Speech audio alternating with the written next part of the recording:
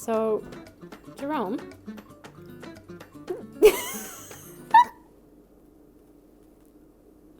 Jerome.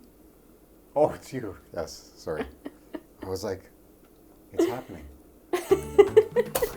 Do you remember the first kind of dish that you made or you learned to make? Yeah, I'd take about 6 or 7 chocolate chip Ahoy cookies, put them in a glass, fill it with milk, and then mush it. And then it was called cookie mush. Cookie mush. How old were you? Oh, about 41, I think. No. I think like 6 or 7. It is what contributed to my healthy level of girth as a child. It was. Were you chubby? Oh gosh, yeah. My mom went to take me to get jeans once when I was younger.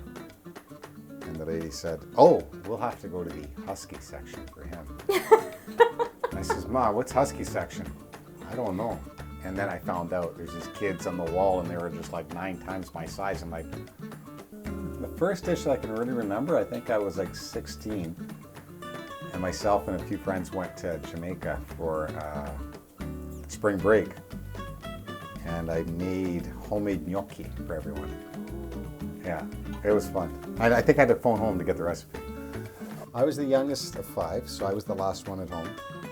And the person that I hung out with most was my mom. I just fell in love watching her passion for food. And she was like one of the happiest people I'd ever met, and also somebody who had so much adversity in her life. And I realized, you know, she attributed her happiness to just constantly serving people and feeding people. And I just woke up one day and I thought, you know, if I could be like anyone in the world, who would it be? And it was like a no-brainer. I'd be like, oh, I just want to be like her. And I was like, why? And it's like, no matter what, she's just always happy. And, you know, and she said it was because she just took care of people. So I thought, hey, that sounds like a good way to live. So I just started spending more and more time around food, working in restaurants. You know, had a number of little entrepreneurial ventures, opening up a little catering business or cafe, stands at the market. And it's also my way to connect with people. Like everything we had in the house was all homemade, like homemade bread, homemade pasta, homemade cookies. All the herbs were growing in the garden. Chicken eggs, fresh grapes off the grapevine, black cherries in the summer. And we lived in the second largest street in Guelph. Like it wasn't a farm, but it was. Yeah, it made for a colorful upbringing, that's for sure. It's had a real impact on me because it was just a real way to connect with my mom even after she passed. So even when I'm still cooking, I feel like she's still here, right? In the food. What was her name? Angela. Angela. She was an angel. Yeah. What was she like? My mom? Mm-hmm. Oh my God, man. She was like she was like a human party. Like she was just so much fun. Wherever she went, she just lit up the room. She absolutely loved people. She just had a real joy for life, a real deep curiosity. You know, always wanted to explore things. I once took her to a museum when I was living in Arizona, in Tucson, and it was an outdoor nature museum. There's this little chain link fence about 2 feet off the ground. It says, "Do not enter." And I just knew it. And she looked back and she started walking faster, and she looked back and her little legs go over the fence and she bolts down the path. I said, "What are you doing? You can't go down there." She goes, "Yeah, I know, that's why I want to go." So that gives you an idea. So I'm waiting, and like she comes back 10 minutes later and she's all just kind of like, you know, crusty. And I said, "What's wrong?" She goes, "The sign is saying, 'Do not enter.' So I think there's something nice to see." There's nothing there. So that typifies her. And she just had a huge heart. She just fed everybody, and I think it's what kept her alive for so long. I remember I'd come home on the weekends and she'd always be cooking these huge trays of lasagna. I'd be so excited, like, "We're having lasagna." She goes, "No, that's no for you. It's for the doctor." I said, "What do you mean for the doctor?" I feed the doctor every couple of weeks. They come and pick up the food.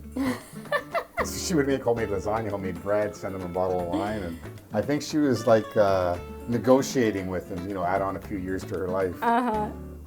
And then one time I remember I called home, and I could hear people in the background. There's some like strange, some voices I've never heard. And I says, "Who's there with you?" And she goes, "Hold on a second." And she goes, "What are your names?" And then she gets back on the phone. She goes, "I'm with Barbara and Steve." She goes, "We're having dinner together." She didn't even know who they were. They were new neighbors in the neighborhood. And the day before, she says, "Come on over for dinner." So the next night they came over and they all sat on the porch and she just shared food with them. For the longest time, myself and my few siblings tried to replicate her tomato sauce. We asked her every detail. We watched her, how much goes in it, and nobody could ever replicate it. And it was to the point that my sister actually went home one night, took her the pan that she used to cook the sauce, and she says, "It must be the pan." Still wasn't the pan. And so what we discovered was it was just her love. She just put so much energy and care, and she just put her heart into it. I'm like, oh my God, that's the secret ingredient. Oh, never mind. Do you have any pictures of her? Mama? Mm-hmm. Definitely, yeah. She's cooking. She used to wear all these like really funky little hats. Aw. Yeah. And she's, almost every picture she'd have a picture of her, she'd have a frying pan or a knife in her hand. Wow. Yeah, always. She's beautiful. Yeah, she was a real sweetie. That's her and I up in, I took her to Georgian Bay. I think that was the same day. Aw. Wow. She looks like so much fun. Yeah.